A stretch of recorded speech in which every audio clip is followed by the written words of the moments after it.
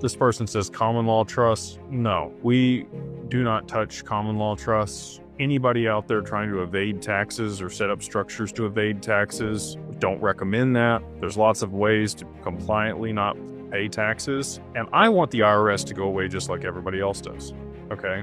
Like, I hope that all of this that people are talking about with Trump and the IRS getting removed and all that happening, please, I would love for that to happen. I would love to go to a tax system like they have in Dubai, which is a 6% value added tax on everything that's not a necessity, right, for survival. So if it's not water, food, or shelter, it's taxed at 6% across the board as a federal tax.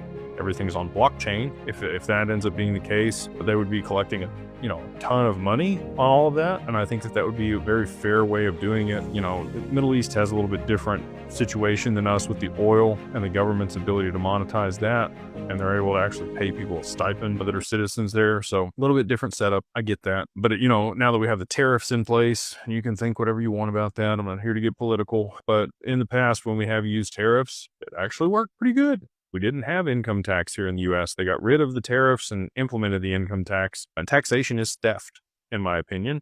And that is why we do all that we can do to mitigate taxes for people. But we have to do it legally. They will throw you in prison for tax evasion. Okay. And if you're a small fish, it doesn't matter a whole lot. You might get audited and they have some fines and But when it's $20 million or $30 million or $50 million that you're evading in taxes, you're going to jail. And if you think your common law trust is going to be, holding that up, it's not going to. It's not going to hold up the court. So we use asset protection trust and dynasties trust and spendthrift trust, charitable remainder trust.